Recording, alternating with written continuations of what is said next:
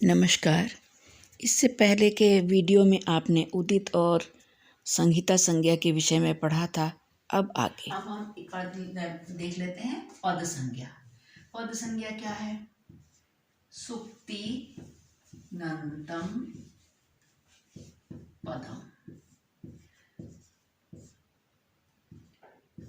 पद की परिभाषा है सुप्तिङन्तम पदम।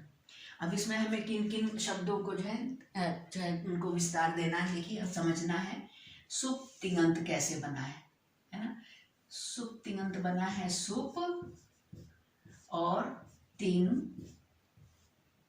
सुप और तिंग, ये हो जाएगा तिंग। और अंत, अंत को भी यहाँ हम समझेंगे, है ना। मतलब जिसके सुप्तिङन्तम पदम अर्थात सुबंतम तिङन्तम च पद संज्ञम स्यात्, है ना। मतलब सुबंत और तिङन्त की पद संज्ञा होगी। सुबंतम तिङन्तम च पद संज्ञम स्यात्, ऐसा लिखा है। तो अब सुप क्या है? मतलब इसका मतलब क्या है कि सुप और तिंग से अंत होने वाले वर्णों की, पदों की जो है पद संज्ञा होगी।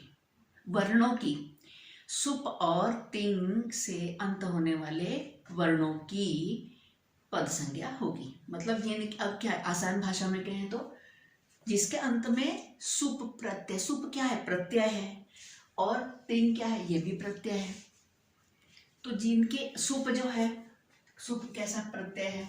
ये जो है जो शब्दों से जोड़े जाते हैं। मैं तो आसान भाषा में समझाऊंगी। शब्द और शब्द में जो है संज्ञा, सर्वनाम,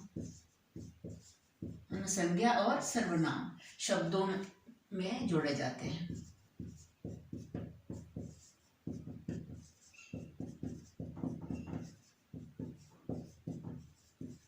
तो ये शब्द है ना, ठीक है। सुप जो है, सुप जो है एक क्या है? प्रत्यय है। और ये प्रत्यय जो है शब्दों में कैसे, शब्दों में संज्ञा और सर्वनाम, ये मैं यहाँ शब्द हटाई देती हूँ। सुप प्रत्यय, यहाँ पे मैं इसको ऐसे पूरा कर देती हूँ। सुप जो प्रत्यय है यह संज्ञा सर्वनाम शब्दों में जोड़े जाते हैं। तीन, अभी मैं पहले मोटा मोटा बताती हूँ कि किसकी उपयोगिता कहाँ है, और फिर इसके बारे में हम थोड़ा सा विस्तार से जान लेंगे। तीन प्रत्यय जो है, ये जो है ये प्रत्यय धातुओं में जोड़े जाते हैं।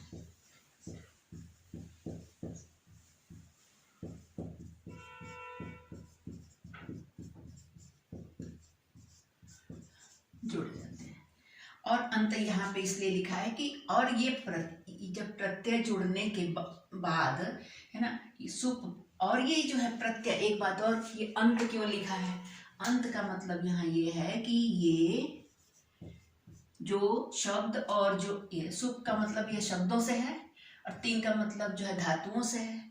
तो शब्दों, संज्ञा सर्वनाम शब्दों, सुप जो है संज्ञा और सर्वनाम शब्दों, और तिंग जो है, तिंग प्रत्यय जो है वो धातुओं में जोड़े जाते हैं। तो लेकिन ये कहाँ जोड़े जाते हैं? उन पदों से पहले जोड़े जाते हैं कि बाद में जोड़े जाते हैं? तो ये बाद में जोड़े जाते हैं। और यहीं पे मैं बतलाना चाहूंगी कि जो शब्दों से और धातुओं से पहले जोड़े जाते हैं वो होते हैं उपसर्ग, और जो बाद में जोड़े जाते हैं शब्द को लिखने के बाद वो होते हैं प्रत्यय। तो यहाँ पे अंत शब्द का यही मतलब है कि सुप और तिंग से अंत होने वाले जो पद है। अब मैं इसको परिभाषा को पूरा कर देती हूँ। सुप, और यहीं पे लिख देती हूँ, देखिए, सुप और तिंग, है ना, प्रत्यय, ये धातु, इसको मैं ब्रैकेट में कर देती हूँ। सुप और तिंग से अंत होने वाले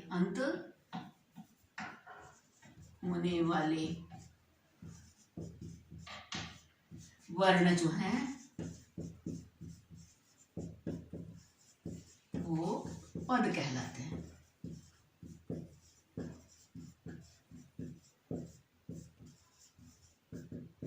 आसान भाषा में तो मैं ये कहूँगी, जब मैं बताऊंगी कि देखिए जितने भी शब्द हैं, जितने भी संज्ञा और सर्वनाम शब्द जो हैं वो वो होते हैं प्रातिपदिक, उनको कहते हैं प्रातिपदिक। मैं अभी आसान भाषा में थोड़ा सा समझने के लिए बताऊंगी।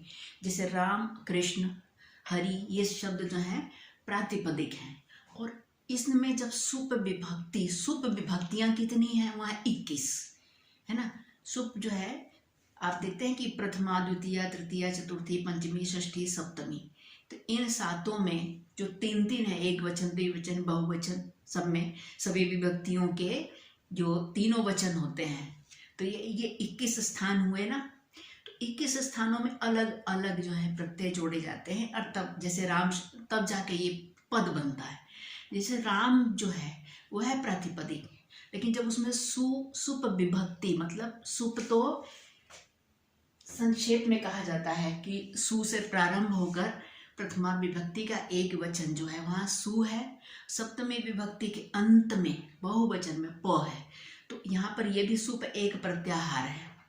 और सुप कहने से 21 प्रत्ययों का बोध होता है, तो यहाँ संक्षेप में उसको सुप कहा है। तो जब ये सुप विभक्तियाँ जब किसी शब्द में जुड़ती हैं, किसी प्रातिपदिक शब्द में, और प्रातिपदिक क्या है उसको हम बाद में पढ़ाएंगे, लेकिन थोड़ा सा बता रही हूँ कि अर्थवर्ग, अधातु, अप्रत्ययम, प्रातिपदिकम।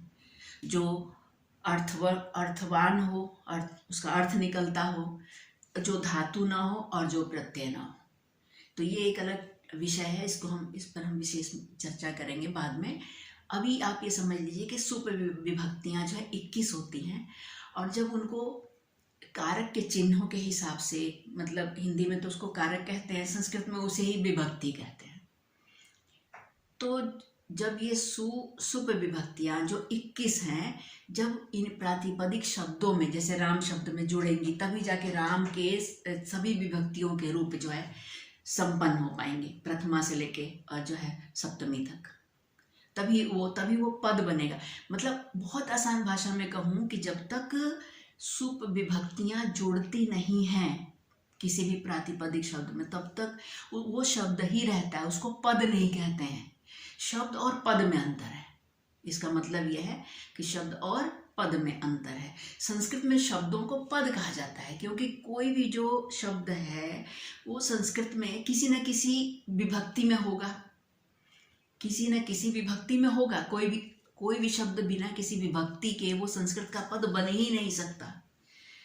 तो संस्कृत में मतलब जो भी शब्द हैं, जितने भी शब्द हैं, वो सब पद हैं, वो शब्द नहीं है, उन्हें पद कहा जाता है। क्यों कहा जाता है? क्योंकि उनमें सुप विभक्तियां जुड़ी हुई हैं, जैसे रामः, रामौ, रामा, रामम, रामौ, रामान, सु औ जस, अम औट शस, है ना। ये जो है 21 विभक्तियां हैं, 21 प्रत्यय हैं। तो इन्हीं प्रत्ययों को जोड़कर ही, जैसे राम और में सु जुड़ा है तभी जाके रामा बना है ना। रामों में राम, सु औ, राम में औ जुड़ा है तो रामो बना है ना।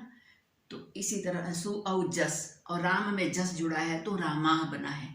इसी तरह से सभी विभक्तियों में सुप जो है, सुप प्रत्यय जुड़ा हुआ है ना, तभी जाकर वो पद बने हैं। यही कहना चाहती थी मैं।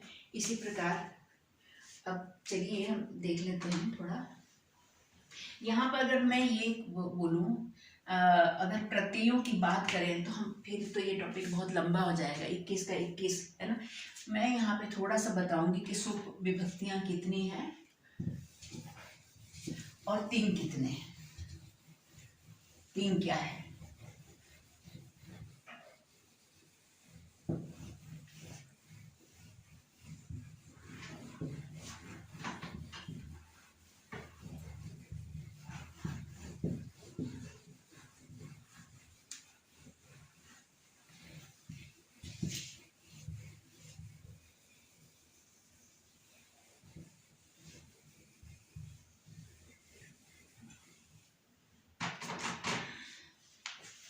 जो है सुप जो है, जो शब्दों में जोड़े जाते हैं, है ना, ये है 21, है ना। और ये 21 कौन कौन से हैं, इसको हम अगर आपको चाहिए तो हम लिख देते हैं इसको।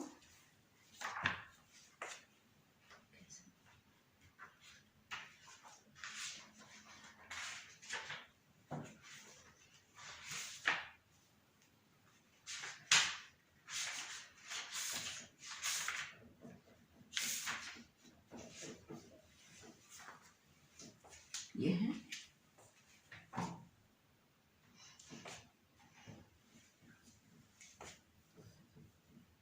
सु औ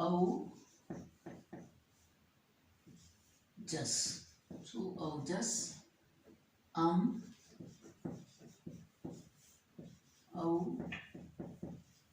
शस, औक्षस, टाभ्याम भेस, टाभ्याम भेस, ञेभ्याम भ्यस, ञेभ्याम भ्यस, ञेभ्याम भ्यस, नसीभ्याम भ्यस, नसीभ्याम भ्यस, नसीभ्याम भ्यस, नस ओम, नस ओस आम, नस ओस आम, नस ओस आम, नस के बाद है ने ओस, ने ओस सुप, 3 और 4। देखिए प्रथमा हो गया, प्रथमा, द्वितीया, तृतीया, चतुर्थी, पंचमी, षष्ठी और सप्तमी। तो ये देखिए ये प्रथमा है ना, एक वचन, इधर एक वचन, द्विवचन और बहुवचन है ना। तो ये ही जो है, ये विभक्तियां जब शब्दों में जुड़ती हैं तभी वो जाके पद बनते हैं। और उसी में प्रथमा, द्वितीया, तृतीया जो कारक है, कर्ता, कर्म, कर्ण, संप्रदान, अपादान, संबंध, अधिकरण और संबोधन, इन्हीं जब तक ये प्रत्यय नहीं जुड़ेंगे कोई भी शब्द संस्कृत का जो है पद नहीं बन सकता। ठीक है, ये बात, ये इसकी उपयोगिता है। और इसके बाद है तिंग। तो तिंग जो प्रत्यय है,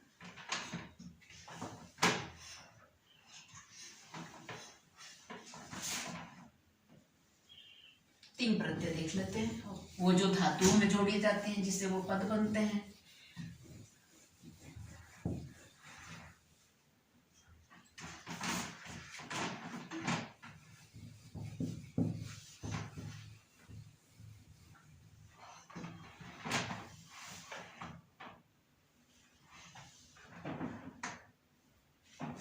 देखिए अब 3 विभक्तियां जो है, देखिए धातुएं जो है कितने प्रकार की होती हैं। धातुएं पहले हम जान लेते हैं धातु कितने प्रकार की होती हैं। धातु होती हैं 3 प्रकार की। धातुएं जो है 3 प्रकार की हैं। एक तो है परस्मैपदी, मैपदी, दूसरी है आत्मनेपदी, नेपदी, और तीसरी है उभयपदी।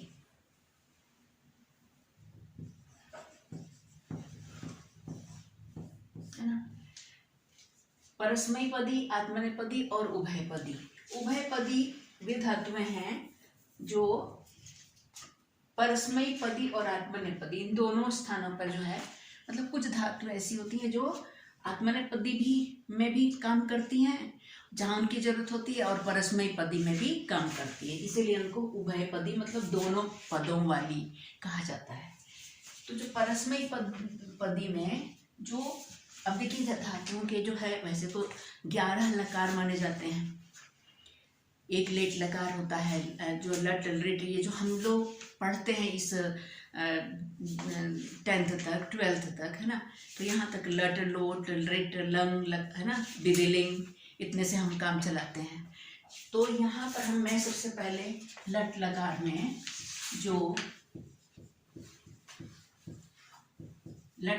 में जो तिंग प्रत्यय जोड़ा जाता है, तिंग क्यों कहते हैं उनको, जैसे सुप है, यहाँ से सु और यहाँ से प, ये इन सु और प एक प्रत्याहार है ना, जिसमें कि 21 प्रत्यय आते हैं।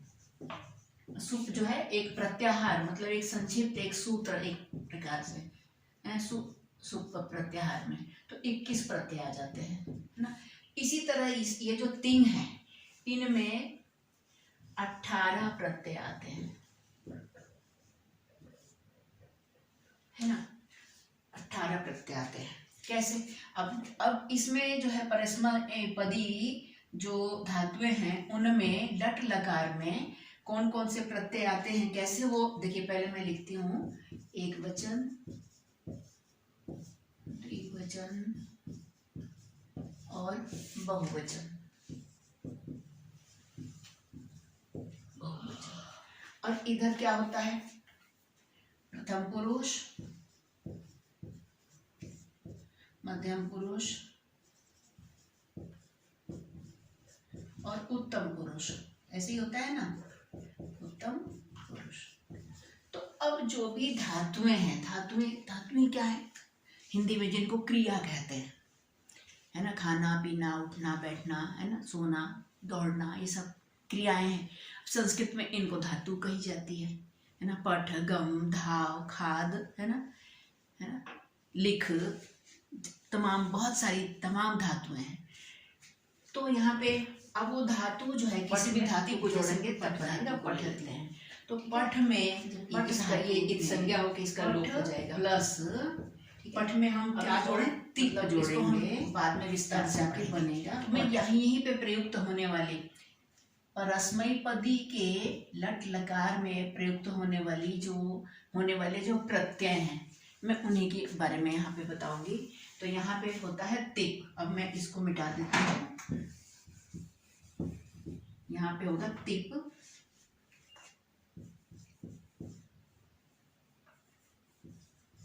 तिप तस,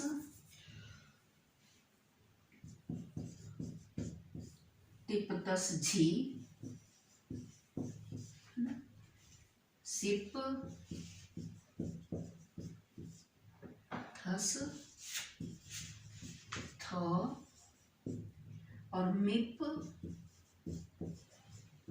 वस और मस, मिप वस मस। और इसके बाद जो है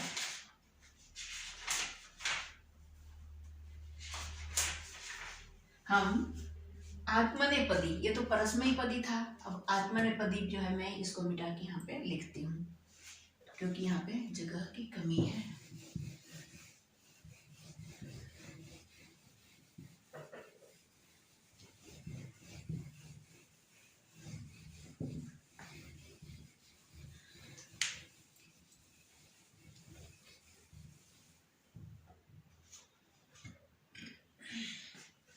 ये एक वचन, द्विवचन, बहुवचन तो धातुओं में भी होता है, इसलिए इसको मिटाने की जरूरत नहीं। इधर जो है प्रथम पुरुष, मध्यम पुरुष और उत्तम पुरुष। अब यहाँ पे क्या होगा? यहाँ पे जो विभक्ति प्रयुक्त होती है आत्मनेपदी में जो लट लकार है उसमें जो पद बनाए जाते हैं, तो उसमें कौन कौन सी विभक्तियां प्रयुक्त होती हैं? यहाँ पे है दो, आताम, झ, सॉरी ये यहाँ लिखा गया, दो, आताम, झ, थास, अथाम, हास, आथाम और ध्वम। और यहाँ पे इट, वही, मही, ये जो है ये आत्मनेपदी के प्रत्यय हैं। इनको जोड़ के जो है, जैसे बनता है ना, सेते सेते, शयाते, शेरते, है ना, इसी तरह से जैसे मोदते, मोदते, मोदेते, मोदनते, मोदे, मोदावहे, मोदामहे, ये सब जो रूप बनते हैं ना आत्मनेपदी के, तो इन्हीं प्रत्ययों को जोड़कर बनते हैं।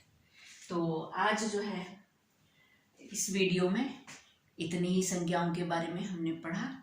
आगे जो है जो बची हुई संज्ञाएं हैं उनका हम विस्तार के साथ उनका हम जो है अध्ययन करेंगे। तब तक के लिए अपना ख्याल रखिए। धन्यवाद।